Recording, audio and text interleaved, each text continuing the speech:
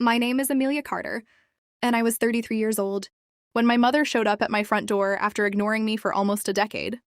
She stood there holding a small leather handbag, a nervous smile on her face, and a folded piece of paper in her hand.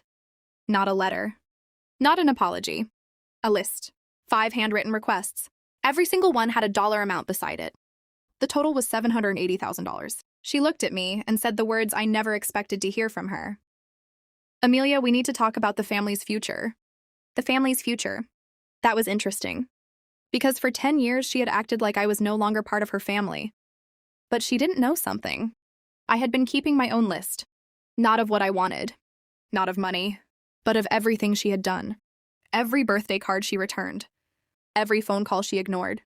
Every message where my sister told people I had embarrassed the family. Every moment she chose pride over her own daughter. I kept everything in a black folder inside my desk drawer. She came with a list of what she wanted. I had a list of what she had taken away. And before I tell you how we got there, I need to take you back 10 years. Back to the day my family told me I was no longer welcome. I grew up in a small town called Brookdale, Ohio. It was the kind of place where everyone knew everyone. My father, Richard Carter, worked at the same factory for 35 years. My mother, Evelyn, was known as the perfect church woman. She organized charity events, hosted family dinners, and cared deeply about what people thought of her. My younger sister, Rachel, was the golden child. She was outgoing, beautiful, and always knew what to say. I was different. I was quiet. I loved books, numbers, and building things. I was the daughter who followed rules. The daughter who never caused trouble, but somehow I was always the daughter who was easier to forget. When I was 18, I left Ohio and earned a scholarship to Ohio State University. For the first time in my life, I felt like I could become someone outside my family's expectations. That was where I met Jordan Williams. Jordan was everything my family was not expecting. He was kind, patient, intelligent. He was studying computer engineering and worked 2 jobs to pay his expenses. Jordan was a black man, and I knew the moment I fell in love with him that my family would have a problem. But I never imagined they would choose losing me over accepting him. Our first conversation happened in the university library. I was struggling with a statistics project, and Jordan noticed. "You're looking at that formula like it personally offended you," he joked. I laughed. Nobody had ever made me feel so comfortable so quickly. Jordan didn't care about my family's reputation. He didn't care about money. He cared about me. Over the next 3 years, he became my best friend, then my partner, then the person I wanted to spend my entire life with. When Jordan proposed, he didn't do it with an expensive ring. He sat with me on a park bench after a rainy afternoon and said, "Amelia, I don't have everything figured out yet, but I know I want to build a life with you." I said yes. The happiest moment of my life became the moment my family decided I had betrayed them. I called my mother that night. I was smiling when she answered. "Mom, I have something amazing to tell you." She sounded excited, until I said his name. "Jordan and I are engaged." The silence was immediate. Not confusion, not surprise, disappointment. After several seconds, she said, "Amelia, tell me you're making a mistake." My smile disappeared. "What?" She lowered her voice. "You know people will talk." People. That was always her excuse. People will talk. The church will talk. The neighbors will talk. But nobody ever asked what I felt. A few days later, my father called. He didn't congratulate me. He said, "Your mother believes this marriage will destroy the family." Destroy the family. Because I loved someone with different skin. Because I chose happiness over their image. 2 weeks later, I received a letter from my mother. I still remember the words. "If you marry him, you are choosing him over us. We cannot support this decision. Do not expect things to be the same." I read that letter again and again. I waited for the part where she said she loved me. It never came. I waited for the part where she said she would try. It never came. Only a warning. Only a choice. Her or him, and I chose Jordan. We got married in a small courthouse ceremony. There were only 15 people there. Jordan's mother, Linda, traveled from Chicago to be with us. She hugged me before the ceremony and whispered, "Thank you for loving my son." I cried. Because those were the words I wanted from my own mother. After we got married, I sent my family a wedding photo. Jordan and I were standing outside the courthouse smiling. I wrote, "We are happy. I hope someday you can be happy for us." The envelope came back 1 week later. Return to sender. I stared at that stamp for a long time. Then I placed it in a folder. I didn't know it then, but that was the first page of a story I would never forget. The first year was painful. I called my mother. No answer. I sent birthday cards. Returned. Christmas cards. Returned. Photos. Returned. Every attempt I made was pushed back to me, like I was a stranger. Jordan never told me what to do. He just held my hand and said, "One day they will realize what they lost."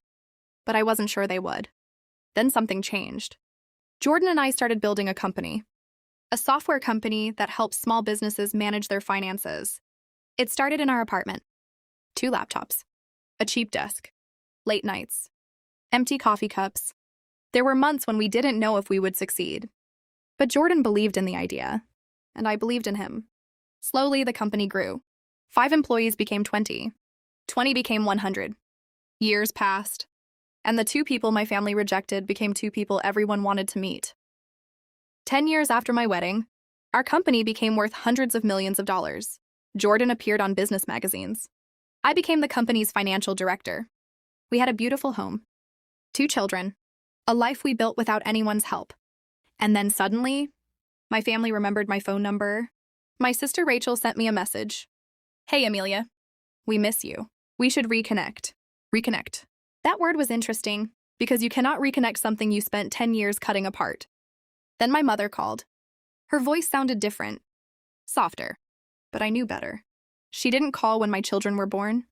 She didn't call when I needed her. She called when the world finally noticed us. 2 weeks later, she stood at my door with a suitcase and a list. $780,000. She wanted help with retirement. She wanted money for Rachel's son. She wanted their house paid off. She wanted support. But she never said, "I'm sorry." She never said, "I was wrong." She never said, "I should have loved you more than I cared about what people thought." So I walked to my office. I opened the bottom drawer, and I brought out the black folder. She looked confused. "What is that?" I placed it beside her list.